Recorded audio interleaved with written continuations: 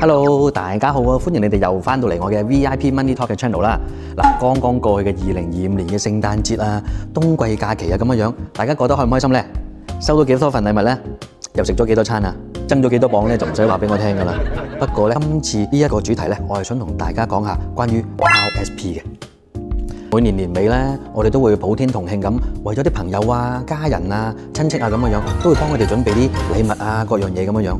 但係有一樣禮物咧，其實我哋可以為自己好好咁準備嘅。喺新嘅一年2026年咧，我哋應該好好咁理解下，究竟啊 RRSP 呢樣嘢係點樣可以幫到我哋自己咧，同埋幫到我哋家人咧？對好多中產家庭啦、高收入人士啦，甚至高資產家庭嚟講咧，RRSP 啊可以話係喺2026新一年入邊咧一份好實在、好有價值嘅一份禮物。因為啊 RSP 呢樣嘢唔係叫你俾多啲錢出嚟喎，而係啊可以幫你本身已經交咗俾 CRA 嗰啲稅啊嗰啲錢咧，點樣可以合法合理同埋跟程序咁樣好快咁樣攞翻嚟，將啲錢啊擺翻落自己嘅袋啊嘛。嗱，喺呢度提大家先啦，2026年 RSP 咧嘅截止日期咧係3月2號啊。嗱，記住係3月2號啊。嗱，重要嘅嘢講多一次，就係3月2號就係截止日期噶啦。即係話呢一段時間咧，就係呢個窗口期，你哋可以做到 RSP 嘅計劃。提大家先啦，今日我喺呢條片入邊講嘅咧係關於邊際稅率嘅，就唔係平均稅率嚇，大家要留意翻下。同埋啊，我哋今日講嘅 example 啊舉例咧，都係基於 BC 省嘅案例嘅。譬如你住喺其他省份啊，家庭收入啊、婚姻狀況啊，或者有仔女幾多嗰啲，或者係有冇稅務可以減免嘅咧？呢一啲咧要視乎個人或者家庭狀況而定啦。嗱，我哋用10萬蚊家庭收入嚟做呢個舉例先啦。嗱，如果你將1萬蚊嘅錢擺入去 RSP 呢個戶口度嘅話咧，咁即係話你可以喺政府嗰度慳翻3800蚊嘅稅同埋錢噶啦。咁即係話呢3800蚊袋翻落自己袋喎，呢份禮物唔細啦啩。同樣地，如果你嘅家庭收入咧去到20萬嘅話咧，咁就犀利啦。如果你都係擺1萬蚊入去 RSP 嘅話咧，你嘅稅務效益咧即刻放大好多嘅。即係話你擺1萬蚊落去 RSP 咧，就可以即時慳翻4700蚊左右嘅稅啦。你話唔多啊？嗱，喺呢個時候咧 ，RRSP 咧應該已經唔係你問嘅問題，要唔要做或者係開唔開啦，應該已經成為你哋嘅基本配置。再跟住落嚟咧，我哋再講下啲再高收入啲嘅人士啦，譬如你係企業嘅老闆啊、專業嘅顧問啊、醫生啊、律師、牙醫，又或者係啲高收入嘅人士啦。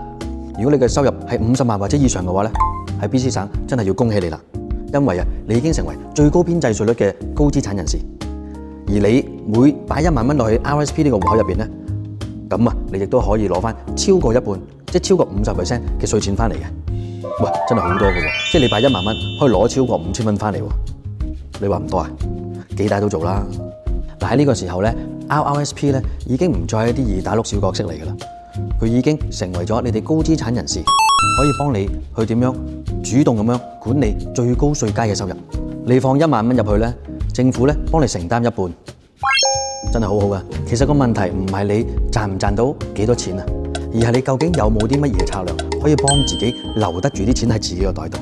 如果你嘅家庭收入係有6位數啊，甚至7位數嘅話咧，而唔識好好咁利用 RSP 嘅話咧，咁樣其實即係你同 CRA 講好啦，你每年都過嚟揸住把刀喺我條頸度戒一下，真係一頸血㗎。所以記住啊，要好好咁幫自己鋪排計劃一下。不過我要喺呢度同大家講清楚啦 ，RRSP 咧係唔應該獨立咁樣去使用嘅，尤其是係對於嗰啲中產人士啊、高收入人士啊咁樣，RSP 係應該好似一環扣一環，再扣一環咁樣做一個 wealth planning， 即係話一個資產嘅管理同埋安排，咁先係最好嘅。我哋講話真正完善嘅安排咧，應該要考慮埋就係話一啲稅務嘅延遲啦，一啲資產嘅管理啦，一啲風險嘅管理啦，甚至退休嘅現金流啦，再落去就係話自己嘅公司啊，或者係仔女或者家庭嘅延伸稅務點樣去完善咁樣安排，呢啲等等等等。嗱，如果你臨近報稅先至嚟供 RRSP 嘅話咧，你可能只係用到佢3成嘅功力㗎咋。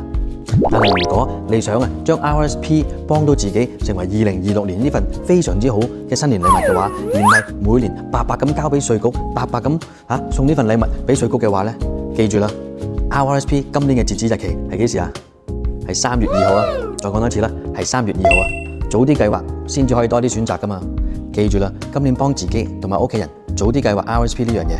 如果你哋都想全面啲、立體啲，想知道點樣可以做得好啲嘅話咧，可以訂閱我哋嘅 channel 啦，留言俾我哋。甚至乎可以直接電話聯絡或者電郵聯絡我哋 VIP Money Talk 嘅添。